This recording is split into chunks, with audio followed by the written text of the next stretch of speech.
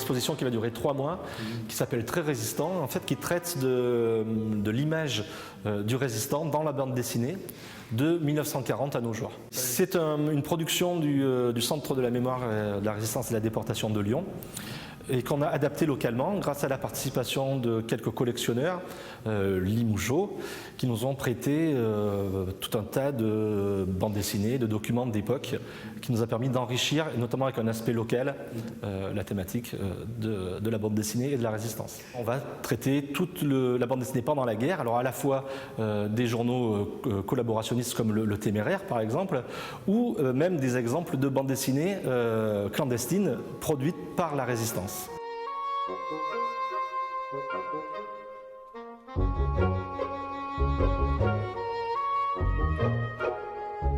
On avait des dessinateurs de bandes dessinées qui étaient dans la résistance.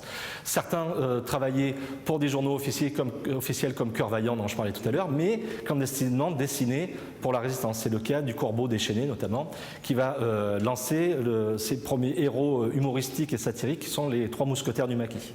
Tout à fait l'exemple caractéristique est celui de Roger Lécureux, qui en fait est un vrai working class hero, je vais dire un vrai héros des classes populaires, qui est un jeune ouvrier typographe. Et ce jeune Roger Lécureux, par la suite, va devenir scénariste.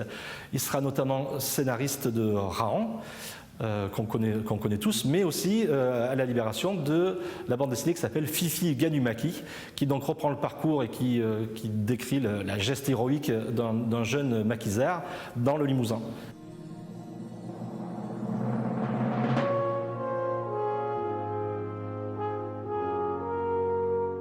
De toute période, la bande dessinée subit l'influence de la société et de l'époque dans laquelle elle vit. Après l'unité de la résistance juste après-guerre, on enchaîne avec la guerre froide, la peur des communistes, et donc il y a ces tensions qui vont s'instaurer entre une presse communiste Vaillant, qui va devenir Pif Gadget, etc., et une presse plus gaulliste ou plus conservatrice, qui a peur du communiste et qui voit aussi avec de mauvais œil toute propagande ou toute publication destinée à la jeunesse qu'elle considère comme immorale ou dangereuse pour la jeunesse. Ce qui va donner cette fameuse loi de 1949, la loi sur les publications de destination de la jeunesse, qui va définir pour très longtemps ce que va être les publications en France.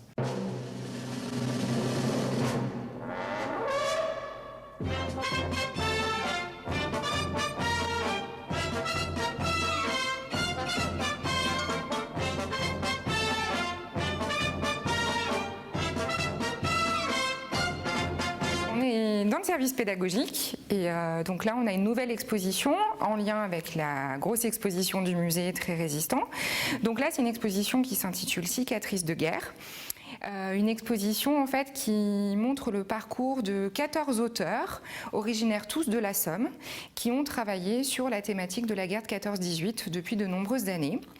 Et chaque auteur, avec des scénaristes, des dessinateurs, ont réalisé une histoire très courte, à chaque fois, de 4-5 pages, sur des thématiques complètement différentes. Il y en a qui s'intéressent aux moustaches des poilus, d'autres aux gueules cassées, d'autres aux industries de guerre. L'année dernière, on a fait 6500 scolaires, que ce soit à partir du CM1, CM2, collège, lycée, centre de loisirs, associations, etc. Donc oui, ça fonctionne très bien. Et puis on a la chance d'avoir plein d'expositions différentes pendant l'année, donc ce qui amène le public à revenir.